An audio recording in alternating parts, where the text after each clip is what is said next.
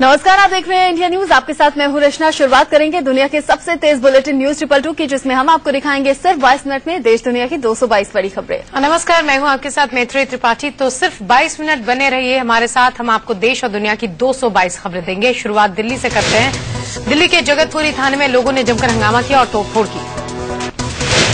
दरअसल जगतपुरी इलाके में पुलिसकर्मियों ने मामूली बात पर 2 लोगों की जमकर पिटाई की थी, जिसके विरोध में हंगामा शुरू हुआ। पूर्वी दिल्ली के पांडव नगर इलाके में एक स्पा जिम के कर्मचारी पर नाबालिग लड़की से छेड़छाड़ का आरोप है। लड़की घर से कुछ सामान लेने बाहर निकली थी, तभी स्पा जिम के कर्मचारी ने लड़की को जिम के अंदर खींच लिया। लोगों ने आरोप लगाया है कि स्पा जिम के अंदर सेक्स रैकेट चल रहा है। वहीं आरोपी के खिलाफ मामला दर्ज कर लिया गया है। दिल्ली के गाजीपुर इलाके में NH-24 पर ट्रैफिक पुलिस की करतूत को लेकर जमकर बवाल हुआ। ट्रैफिक पुलिस के 2 जवानों ने एक चलती बाइक को पीछे से खींच दिया, जिससे बाइक सवार धड़ाम से सड़क पर गिर गया। हंगामे की वजह से NH-24 पर लंबा चौड़ा जाम लग गया। लोगों के हंगामे पर काबू पाने के लिए पुलिस ने लाठीचार्ज कर दिया। आरोपी ट्रैफिक पुलिस वाले फरार हैं। बाइक सवार को गंभीर हालत में अस्पताल में भर्ती कराया गया है। यूपी के मुरादाबाद में गुस्साए लोगों ने पहले पुलिस वालों को पीटा, फिर पुलिस वालों ने लोगों को दौड़ा दौड़ा कर पीटा। ये सारा हंगामा उस समय खड़ा हुआ जब एक बुग्गी चालक को पुलिस वालों ने पीट कर अधमरा कर दिया। बुग्गी चालक अवैध खनन पर रेत ले जा रहा था। पुलिस वालों ने उससे पैसे मांगे तो उसने मना कर दिया, जिसके बाद पुलिस वालों ने उसकी पिटाई की। इसी बात पर भड़की भीड़ ने इन पुलिस वालों को पीटा और फिर पुलिस वालों ने भी अपनी वर्दी की ताकत दिखाई। MP के जबलपुर में एक युवक की पिटाई की लाइव तस्वीरें सामने आई हैं। आरोप है कि ये युवक एक लड़की को कई दिन से परेशान कर रहा था। यही नहीं, उस पर धर्म बदलकर जबरदस्ती शादी करने का दबाव भी बना रहा था। बताया जा रहा है कि पीड़ित लड़की एक मोटरसाइकिल कंपनी के शोरूम में काम करती है। वहीं इस युवक से उसकी दोस्ती हुई थी।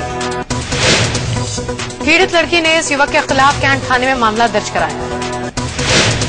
मामले का खुलासा होते ही मौके पर धर्म सेना के कार्यकर्ता भी जा पहुंचे। उन्होंने भी लड़की की तरफ से आरोपी लड़के को जमकर पीटा। हाथरस में खराब चिप और पेन ड्राइव बेचकर एक दुकानदार से ठगी करने वाले 2 युवकों को लोगों ने जमकर पीटा। खंबे से बांधकर पीड़ित दुकानदार ने दोनों युवकों को बुरी तरह से मारा। बाद में दोनों को पुलिस के हवाले कर दिया। दिल्ली के अलीपुर इलाके में 8वीं की एक छात्रा को अगवा कर लिया गया। हालांकि बाद में कुछ लड़के उसे घर के पास ही छोड़कर भाग गए।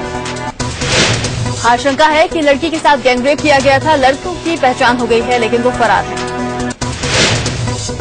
गाजियाबाद में पुलिस ने 8 ऐसे बदमाशों को गिरफ्तार किया जो अपनी गर्लफ्रेंड्स को विदेशों में सैर सपाटा कराने के लिए लूटपाट करते थे। पुलिस के मुताबिक ये लोग हत्या के साथ 3 करोड़ की लूट को अंजाम दे चुके हैं। मध्य प्रदेश के डबरा में एक 7 साल की मासूम के साथ उसी के मामा ने पहले बलात्कार किया और फिर उसे मौत के घाट उतार दिया। बच्ची को मामा ने पत्थरों से कुचलकर मार डाला और शव को छिपा दिया। बाद में खुलासा हुआ तो मामा आरोपी निकला। में एक 7 साल की मासूम के साथ उसी के मामा ने पहले बलात्कार किया और फिर उसे मौत के घाट उतार दिया। बच्ची को मामा ने पत्थरों से कुचलकर मार डाला और शव को छिपा दिया। बाद में खुलासा हुआ तो मामा आरोपी निकला। पुलिस ने आरोपी मामा को गिरफ्तार कर लिया है। यूपी के औरैया में दबंगों ने एक लड़की को जिंदा जलाने की कोशिश की। 80% जल चुकी लड़की को अस्पताल में पहुंचाया गया। लड़की ने 4 लोगों पर उसे जलाने का आरोप लगाया है। लड़की पर हमला तब हुआ जब वो अकेले खेतों में गई थी। यूपी के बरेली में एक मंदबुद्धि नाबालिग लड़की से रेप का मामला सामने आया है। रेप का आरोप लड़की के पड़ोसी पर लगाया। पुलिस ने आरोपी को हिरासत में लेकर पूछताछ शुरू कर दी। छत्तीसगढ़ के बिलासपुर में एक निजी स्कूल के प्रिंसिपल ने 7वीं क्लास के एक छात्र को इतनी बेरहमी से पीटा कि उसका हाथ टूट गया। छात्र दहशत की वजह से स्कूल नहीं जा रहा है। घर वालों ने आरोपी प्रिंसिपल के खिलाफ शिकायत दर्ज करा दी। बीकानेर में 11 दलित बच्चों को पीटने के बाद स्कूल से निकालने पर ABVP ने प्रदर्शन किया। इन बच्चों का कसूर सिर्फ इतना था कि उन्होंने एक टीचर के मटके का पानी पिया। मामले के तूल पकड़ने के बाद पुलिस ने आरोपी टीचर को गिरफ्तार कर लिया। लखनऊ में जालसाजी के जरिए पुलिस चौकी को बेचने का मामला सामने आया है। नकली दस्तावेजों के आधार पर एक शख्स ने चौकी की जमीन बिल्डर को बेच दी। इतना ही नहीं, फर्जी दस्तावेजों के आधार पर वो कोर्ट से थाना खाली करवाने के लिए नोटिस भी ले गए। पुलिस की जांच में फर्जीवाड़े का खुलासा हुआ। पुलिस ने एक आरोपी को गिरफ्तार कर लिया है। लखनऊ के मोहनलालगंज इलाके में एक घर में चल रही अवैध पटाखा फैक्ट्री में धमाका होने से 8 लोगों की मौत। धमाके में 25 लोग जख्मी हो गए, जिनमें से 14 की स्थिति गंभीर है। डीएम ने खुद मौके पर पहुंचकर हालात का जायजा लिया। उन्होंने बताया कि यहां अवैध रूप से पटाखे बनाए जा रहे हैं। इस फैक्ट्री का लाइसेंस कहीं दूसरी जगह के नाम पर बना है। केस की जांच एडीएम रैंक के अधिकारी को सौंपी गई है। यूपी के हाथरस में गुस्साए भीड़ ने जमकर हंगामा किया। लोगों ने 2 वकीलों के दफ्तर में तोड़फोड़ कर आग लगा दी। यह हंगामा एक संगीत समारोह के दौरान हुआ। समारोह में मौजूद लोग मंच पर चला रहा कार्यक्रम साफ न दिख पाने से नाराज थे। समारोह में हंगामा होते देख मौके पर मौजूद पुलिस वालों ने जमकर लाठियां बरसाई। जवाब में हंगामा करने वालों ने भी पुलिस टीम पर पथराव कर दिया। यूपी के बिजनौर में कबाड़ के एक गोदाम में आग लगने से हड़कंप मच गया। आग की चपेट में आने से लाखों का कबाड़ का सामान जलकर राख हो गया। कबाड़ के गोदाम में आग लगने की खबर पाकर दमकल की 5 गाड़ियां मौके पर पहुंची, लेकिन तब तक आग काफी फैल चुकी थी। स्थानीय लोगों की मदद से दमकल कर्मियों ने 5 घंटे की मशक्कत के बाद आग पर काबू पाया। आग लगने की वजह साफ नहीं है। वडोदरा के सीहोर गांव में स्थानीय लोगों ने विश्वामित्री नदी के किनारे एक मगरमच्छ को मार डाला। दरअसल मगरमच्छ ने एक चरवाहे को शिकार बनाने की कोशिश की, जिसके चलते गुस्साए गांव वालों ने पीट कर उसे मार डाला। कानपुर में रेलवे पुलिस ने 218 कछुओं के साथ एक तस्कर को गिरफ्तार किया। तस्कर इन कछुओं को कोलकाता लेकर जा रहा था। इन कछुओं की कीमत लाखों में बताई जा रही है। महाराष्ट्र की ठाणे क्राइम ब्रांच पुलिस ने एक शख्स को देसी कट्टे और कारतूस के साथ गिरफ्तार किया। एक दिन पहले ही इसने एक युवक की गोली मारकर हत्या की थी और आगरा भागने की कोशिश में था। नोएडा में एक शख्स ने बिजली विभाग के एक बाबू पर तेजाब फेंक दिया। यही नहीं, उसने उसकी डंडों से पिटाई भी की। ये शख्स बिजली कटौती और बिजली का बिल ज्यादा आने से भड़का हुआ है। फिलहाल आरोपी फरार है। नोएडा के सेक्टर 135 में टुडे होम ग्रुप में निवेश करने वाले निवेशकों ने जमकर प्रदर्शन किया। निवेशकों ने टुडे होम ग्रुप पर आरोप लगाया कि वादे के मुताबिक निवेशकों को उनके फ्लैट पर कब्जा नहीं मिला। ग्रेटर नोएडा में लोगों से पता पूछकर लूटने वाले गिरोह का पर्दाफाश हुआ है। ये लोग कई बार लिफ्ट देने के बहाने भी लूट देते थे और पुलिस ने इनके पास से तमंचे और लूटी हुई कार बरामद की है। दिल्ली के जामिया नगर इलाके में मेट्रो साइट पर हुए हादसे में एक व्यक्ति की मौत हो गई, जबकि एक घायल हो गया। हादसा खुदाई के दौरान उस वक्त हुआ जब मिट्टी का टीला खिसककर इंटरनेट लाइन ठीक कर रहे 2 कर्मचारियों पर जा गिरा। महाराष्ट्र में बीजेपी और शिवसेना के बीच तल्खी फिर बढ़ने के आसार हैं। बीजेपी ने शिवसेना के प्रस्ताव को मानने से इंकार कर दिया। बीजेपी के मुताबिक शिवसेना के नए फॉर्मूले के तहत बीजेपी को पिछली बार से भी कम सीटें मिल रही हैं। कल देर रात मातोश्री में शिवसेना प्रमुख उद्धव ठाकरे और प्रदेश अध्यक्ष देवेंद्र फडणवीस के बीच सीटों के बंटवारे को लेकर बैठक हुई। बैठक में नतीजा रही। फडणवीस ने बताया कि बीजेपी क्या चाहती है, इस बारे में उद्धव ठाकरे को बता दिया गया है। फैसला शिवसेना को करना है। शिवसेना से गठबंधन को लेकर आज महाराष्ट्र बीजेपी के नेता दिल्ली में नितिन गडकरी के घर पर सुबह 11 बजे बैठक करेंगे। आज शिवसेना ने भी अपने सभी नेताओं की बैठक बुलाई है। बैठक 10:30 बजे होगी। दरअसल शिवसेना ने फॉर्मूला के तहत बीजेपी को 126 सीटें और शिवसेना को 155 सीटें मिलेंगी। इसके अलावा गठबंधन में शामिल 3 छोटे दलों को भी सीटें देनी होंगी, जिससे बीजेपी की सीटें और घट जाएंगी। 2009 में शिवसेना 169, बीजेपी 119 सीटों पर लड़ी थी। बीजेपी का कहना है कि शिवसेना के फॉर्मूले के तहत उसके पास सिर्फ 117 सीटें ही रह जाएंगी। वहीं आज दिल्ली में बीजेपी सेंट्रल इलेक्शन कमेटी की बैठक होगी। बैठक में महाराष्ट्र की 70 से ज्यादा सीटों पर उम्मीदवार तय होंगे। बीजेपी नेता ओम माथुर ने बताया कि आज संसदीय बोर्ड की बैठक में उम्मीदवारों की लिस्ट रखी जाएगी, जिस पर आलाकमान फैसला करेगा। सूत्रों से खबर है कि बीजेपी ने 119 सीटों पर उम्मीदवार फाइनल कर दिए हैं और कुल 288 सीटों पर उम्मीदवारों के नाम तैयार कर लिए गए हैं। सूत्रों से यह भी खबर है कि गठबंधन पर आदित्य ठाकरे को बातचीत के लिए भेजे जाने से बीजेपी के नेता नाराज हैं। बीजेपी की माने तो वरिष्ठ नेताओं के साथ सीटों पर बातचीत के लिए आदित्य को भेजना सही फैसला नहीं था। महाराष्ट्र में कांग्रेस और एनसीपी के बीच भी सीटों के बंटवारे को लेकर तनातनी जारी है। दोनों पार्टियों के बीच झगड़ा बढ़ गया है। एनसीपी ने सीट बंटवारे पर कांग्रेस को 1 दिन का अल्टीमेटम दिया है। एनसीपी नेता प्रफुल्ल पटेल ने कहा कि कांग्रेस की ओर से दिया गया 124 सीटों का ऑफर पार्टी को मंजूर नहीं है।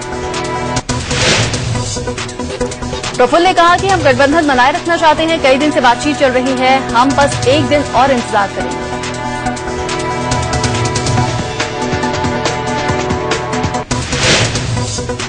अगर 24 घंटे में एनसीपी कांग्रेस के बीच बात नहीं बनी तो एनसीपी ने दूसरे विकल्पों पर विचार करने की बात कही है। कुल 288 सीटों में से एनसीपी 144 सीटों की मांग कर रही है। पिछली बार एनसीपी 114 और कांग्रेस 174 सीटों पर लड़ी थी। सूत्रों से खबर है कि एनसीपी ने साफ कह दिया है कि सीटों के समझौते को बातचीत दिल्ली नहीं बल्कि मुंबई में होगी। सूत्रों के मुताबिक एनसीपी ने सीटों के बंटवारे पर फैसले में हो रही देरी के लिए टीम राहुल को जिम्मेदार बताया है। इससे पहले कांग्रेस ने भी एनसीपी को गठबंधन तोड़ने की धमकी दी। महाराष्ट्र कांग्रेस प्रदेश अध्यक्ष माणिकराव ठाकरे ने कहा कि एनसीपी जिद पर अड़ी रही तो कांग्रेस अकेले चुनाव लड़ने को मजबूर होगी। माणिकराव ने गठबंधन खतरे में पड़ सकता है क्योंकि एनसीपी की ओर से कांग्रेस के प्रस्ताव पर अब तक कोई जवाब नहीं दिया गया है। मुंबई में महाराष्ट्र कांग्रेस की मीटिंग में 174 सीटों पर चुनाव लड़ने का मंथन हुआ। हरियाणा में सभी सीटों पर बीजेपी के उम्मीदवारों की घोषणा हो गई है। कल बीजेपी ने बाकी बची 43 सीटों के लिए उम्मीदवारों की लिस्ट जारी की है। 43 सीटों पर उम्मीदवारों का ऐलान पहले ही हो चुका है। कल दिल्ली में अमित शाह की अध्यक्षता में सेंट्रल इलेक्शन कमेटी की बैठक में उम्मीदवारों के नाम तय किए गए। बैठक में प्रधानमंत्री नरेंद्र मोदी, राजनाथ सिंह, अरुण जेटली, सुषमा स्वराज मौजूद थे। हरियाणा की 90 सीटों में से बीजेपी ने 15 सीटों पर महिलाओं को टिकट दिया है, जबकि 22 पर युवाओं को मौका दिया गया है। हरियाणा में 15 अक्टूबर को चुनाव होने हैं। कल से नामांकन प्रक्रिया भी शुरू हो जाएगी। वहीं हरियाणा के लिए कांग्रेस की तैयारियां भी जोरों पर है। देर रात कांग्रेस सेंट्रल इलेक्शन कमेटी की बैठक हुई। बैठक के बाद हरियाणा कांग्रेस के प्रदेश अध्यक्ष अशोक तंवर ने बताया कि मोटे तौर पर उम्मीदवारों के नाम को लेकर चर्चा हुई है। तंवर के मुताबिक अभी कुछ सीटों पर दोबारा चर्चा होगी, इसके बाद एआईसीसी की ओर से अंतिम फैसला लिया जाएगा। पाकिस्तान पीपल्स पार्टी के नेता बिलावल भुट्टो ने कश्मीर पर विवादित बयान दिया है। कहा कि वो कश्मीर का 1 इंच जमीन भी भारत को नहीं देंगे। बिलावल ने कहा है कि पूरे कश्मीर को पाकिस्तान में शामिल कर लेंगे क्योंकि कश्मीर पाकिस्तान का हिस्सा है। बिलावल ने मुल्तान में पार्टी कार्यकर्ताओं की रैली में ये बातें कही।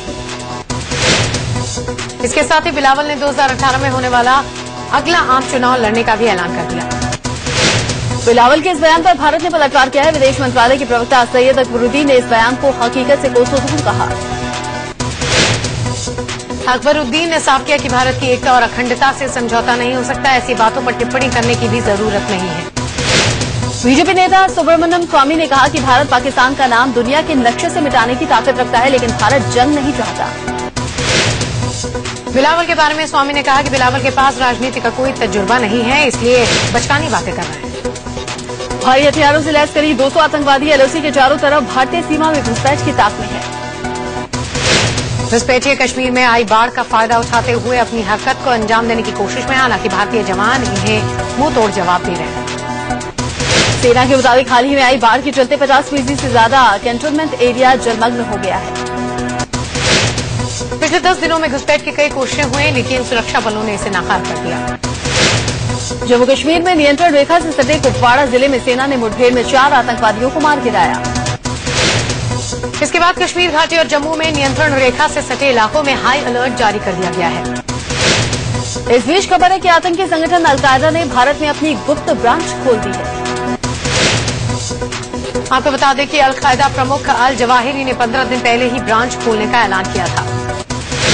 असम के सीएम तरुण गोगोई के मुताबिक उल्फा और अलकायदा के गुप्त समझौते पर अलर्ट रहना होगा। लद्दाख में चीनी घुसपैठ का एक और ताजा मामला सामने आया है। चुमार में एक दूसरे पॉइंट पर 50 से ज्यादा चीनी सैनिकों के घुसने की खबर है। इससे पहले चुमार में ही 35 सैनिक पहले ही घुसपैठ कर चुके। आम आदमी पार्टी के संयोजक अरविंद केजरीवाल ने पीएम मोदी को खुली चिट्ठी लिखी है। इस चिट्ठी में तमाम मुद्दों पर पीएम की चुप्पी को लेकर निशाना साधा गया है। चिट्ठी में लव जिहाद, आप विधायकों को खरीदने की कोशिश, महंगाई और भ्रष्टाचार जैसे मुद्दों पर पीएम मोदी की चुप्पी पर सवाल खड़े किए गए हैं। इसके साथ ही केजरीवाल ने चीनी घुसपैठ और पाकिस्तान की ओर से सीजफायर उल्लंघन के मसले पर भी पीएम मोदी की चुप्पी पर सवाल खड़े किए। पटियाला हाउस कोर्ट ने कपिल सिब्बल मानहानि मामले में आम आदमी पार्टी के संयोजक अरविंद केजरीवाल के खिलाफ आरोप तय कर दिए हैं। पूर्व कानून मंत्री कपिल सिब्बल के बेटे अमित सिब्बल ने केजरीवाल के खिलाफ केस दर्ज करवाया था। आरोप पत्र में केजरीवाल के अलावा प्रशांत भूषण, मनीष सिसोदिया और आम आदमी पार्टी छोड़कर गई शाजिया इल्मी का नाम भी शामिल है। कोर्ट के इस फैसले के बाद केजरीवाल समेत इन सभी के खिलाफ अब मानहानि का मुकदमा चलेगा। अरविंद केजरीवाल ने पूर्व कानून मंत्री कपिल सिब्बल पर आरोप लगाया था कि उन्होंने वोडाफोन कंपनी को अपने वकील बेटे के जरिए फायदा पहुंचाया। सिब्बल के बेटे अमित सिब्बल 3 साल तक वोडाफोन के वकील रहे हैं। दिल्ली प्रदेश कांग्रेस कमेटी की आज बैठक है। बैठक में अरविंदर सिंह लवली, हारून यूसुफ और महाबल मिश्रा मौजूद रहेंगे। हल्का लामा के लगाए आरोपों पर आज विनोद कुमार बिन्नी प्रेस कॉन्फ्रेंस करके जवाब देंगे। सुबह 11 बजे प्रेस कॉन्फ्रेंस होगी। इससे पहले विनोद कुमार बिन्नी ने आरोपों को खारिज करते हुए कहा कि उनके नाम से फेसबुक पर कई फर्जी प्रोफाइल बने हुए हैं। वो इनके खिलाफ शिकायत भी कर चुके हैं। दरअसल आम आदमी पार्टी की नेता हल्का लामा ने बिन्नी समेत 30 लोगों के खिलाफ फेसबुक पर उनके खिलाफ दुष्प्रचार करने की शिकायत दर्ज कराई। दिल्ली में आम आदमी पार्टी की महिला कार्यकर्ता विधायक विनोद कुमार बिन्नी के खिलाफ प्रदर्शन करेगी। बीजेपी नेता यशवंत सिन्हा ने पूर्व केंद्रीय मंत्री और आरएलडी अध्यक्ष अजित सिंह के बयान पर उन्हें कानूनी नोटिस भेज दिया है। नई दिल्ली के 12 तुगलक रोड बंगला खाली कराने को लेकर अजीत सिंह ने एक बयान में यशवंत सिन्हा का नाम लिया था। एक टीवी चैनल पर अजित सिंह ने कहा था कि केंद्र सरकार उन्हें निशाना बना रही है, जबकि यशवंत सिन्हा जैसे नेता आज भी सरकारी घरों पर कब्जा जमाए हुए हैं। अब यशवंत सिन्हा का कहना है कि उन्होंने 6 कुशिक रोड पर मिले सरकारी घर को 26 जुलाई को ही खाली कर दिया था। अजित सिंह को नोटिस भेजकर उन्होंने 15 दिनों के भीतर बिना शर्त माफी मांगने के लिए कहा है। गरबे पर मुस्लिमों के प्रवेश को लेकर प्रतिबंध की बात कहने वाली इंदौर की विधायक उषा ठाकुर ने एक और बयान दिया है। उषा ठाकुर ने कहा कि इस्लाम में बुत परस्ती की मनाही है, इसलिए अगर कोई सच्चा मुसलमान है तो उसे गरबे में नहीं जाना चाहिए। उषा ठाकुर का कहना है कि वंदे मातरम के तीसरे पैराग्राफ में मां दुर्गा का नाम आने की वजह से मुस्लिम आधा वंदे मातरम ही गाते हैं। जब उन्हें मां दुर्गा का नाम लेना मंजूर नहीं तो गरबे में उनका क्या काम, क्योंकि वहां तो मां दुर्गा की परिक्रमा ही होती है। गुजरात के सूफी इमाम मेहंदी हसन ने नवरात्रि उत्सव में मुस्लिमों की एंट्री नहीं देने की बात का विरोध किया है। सूफी इमाम मेहंदी हसन ने नसीहत दी है कि नवरात्रि के पर्व को राष्ट्रीय एकता के रूप में मनाया जाना चाहिए। वाराणसी के विकास को लेकर अखिलेश यादव और मोदी सरकार आमने सामने आ गए हैं। मोदी ने जहां वाराणसी को क्योटो की तर्ज पर विकसित करने का ऐलान किया है, वहीं अखिलेश यादव इसे सैंटियागो बनाना चाहते हैं। बीजेपी नेता सुशील मोदी ने बिहार में बीजेपी की सरकार बनने पर दलितों के सभी टोलों रंगीन टीवी देने का ऐलान किया है। नालंदा में आयोजित महादलित के कार्यक्रम में सुशील कुमार मोदी ने कहा कि टीवी चलाने के लोगों को मुफ्त बिजली भी दी जाएगी ताकि वो पीएम का भाषण सुन सके। जम्मू कश्मीर तबाही के 2 हफ्ते बाद दर्दनाक तस्वीरें यहां से सामने आ रही हैं। यहां का काकापोरा गांव बाढ़ में पूरी तरह से बर्बाद हो गया। काकापोरा गांव में स्कूल, मकान, फैक्ट्री सब बर्बाद हो चुके हैं। इंडिया न्यूज की टीम ने इस गांव का जायजा लिया। काकापोरा इलाके में सरकारी दफ्तर के रिकॉर्ड पानी में बह गए। लोग अब इन्हें सुखाने में लगे हुए हैं। वाराणसी में गंगा एक बार फिर लोगों को डरा रही है। बीते 3 दिनों से गंगा का जलस्तर लगातार बढ़ रहा है। गंगा का पानी हर दिन 2 सेंटीमीटर प्रति घंटे की रफ्तार से बढ़ रहा है। कई घाट पानी में डूब चुके हैं। आमतौर पर बारिश के महीने के बाद सितंबर महीने में इस समय तक गंगा का जलस्तर घटने लगता है और घाटों की साफ सफाई। दिल्ली के 2 हवाई अचिन और सार्थक नरोला टीवी शो कौन बनेगा करोड़पति में 7 करोड़ जीतने वाले पहले महाकरोड़पति बन गए हैं। दिल्ली के अचिन नरोला पिछले 10 साल से कौन बनेगा करोड़पति में आने की कोशिश कर रहे थे।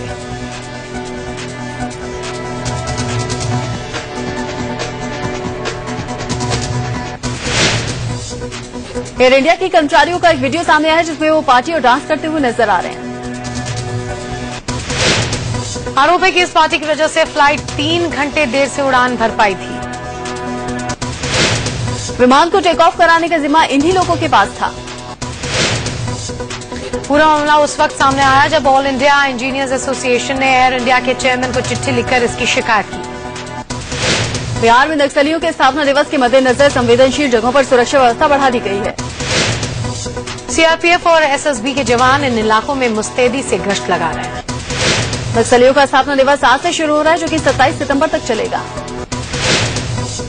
नक्सली हमले की आशंका को देखते हुए रेलवे ने 58 ट्रेनों को इन 7 दिनों के लिए रद्द कर दिया है। बिहार के सभी थानों को नक्सलियों की किसी भी हरकत से निपटने के लिए अलर्ट जारी किया गया है। नक्सलियों के स्थापना दिवस से पहले जमुई में सीआरपीएफ ने 3 नक्सलियों को गिरफ्तार किया। ADG law and order Mukul Goyal ने कहा कि बिजनौर में आतंकियों को पकड़ने के लिए खास अभियान चलाया जा रहा है। ADG law and order Mukul Goyal ने मुजफ्फरनगर और सहारनपुर में आतंकी गतिविधि की आशंका जताई है। असम में स्पेशल पुलिस के 800 जवानों ने रेलवे ट्रैक पर कई किलोमीटर पैदल चलकर विरोध प्रदर्शन किया। यूपी के मैनपुरी में मोटरसाइकिल सवार बदमाशों ने 4 लोगों को गोली मारकर हत्या कर दी। यूपी के अमरोहा में एक केमिस्ट वेतन में इजाफे की मांग को लेकर फैक्ट्री की चिमनी पर चढ़ गया। दरअसल यहां काम करने वाले 400 केमिस्ट वेतन में इजाफे को लेकर कई दिनों से आंदोलन कर रहे हैं।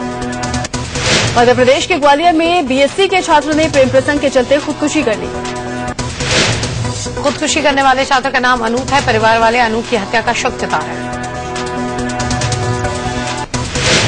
गाजियाबाद में एक लड़की की शादी के दिन दिल का दौरा पड़ने से उसके पिता की मौत हो गई। दरअसल शादी के दिन घर में घुसे चोरों ने शादी का सभी सामान चोरी कर लिया, जिससे पिता को दिल का दौरा पड़ गया और उनकी मौत हो गई। मध्य प्रदेश के बैतूल में साईं मंदिर की तालाबंदी का मामला बड़ा होता जा रहा है। बैतूल के साईं भक्तों का कहना है कि वो साईं मंदिर की तालाबंदी का विरोध करेंगे। राजस्थान के जयपुर में पुलिस ने जकार्ता से आई 36 महिलाओं के एक ग्रुप के पास से 2,20,000 के नकली नोट जब्त किए हैं। गुजरात के भरूच में 80 साल की बुजुर्ग महिला पिछले 13 दिन से सड़क पर रहने को मजबूर है। महिला के घर वालों ने उन्हें घर से निकाल दिया है।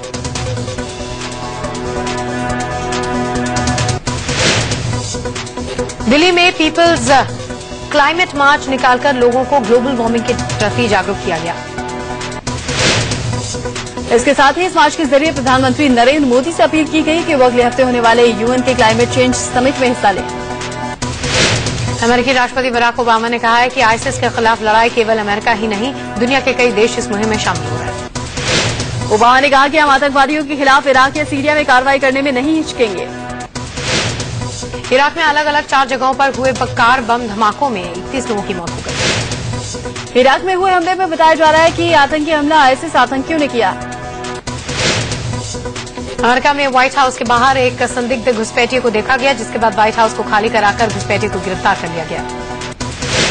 अमेरिकी गायक फेरेल विलियम्स के गीत हैप्पी पर थिरकने के लिए 6 ईरानी युवाओं को 91 कोड़े और 1 वर्ष की सजा हुई है। ईरान में महिला और पुरुषों का एक साथ डांस करना और महिलाओं का बिना स्कार्फ के लोगों के सामने आना इस्लामी कानून का उल्लंघन माना जाता है।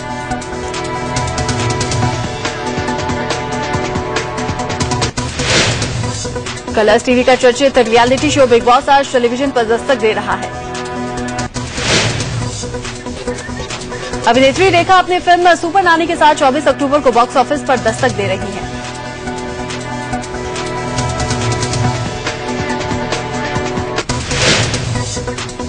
शाहरुख खान की फिल्म हैप्पी न्यू ईयर का नया गाना लॉन्च किया गया। जैकलीन फर्नांडिस को लेकर खबर है कि उनकी पहली हॉलीवुड फिल्म एक सस्पेंस थ्रिलर होगी। बॉलीवुड के मशहूर डायरेक्टर प्रोड्यूसर करण जौहर ने शुक्रवार को वेरो मोजा का नया कलेक्शन लॉन्च किया।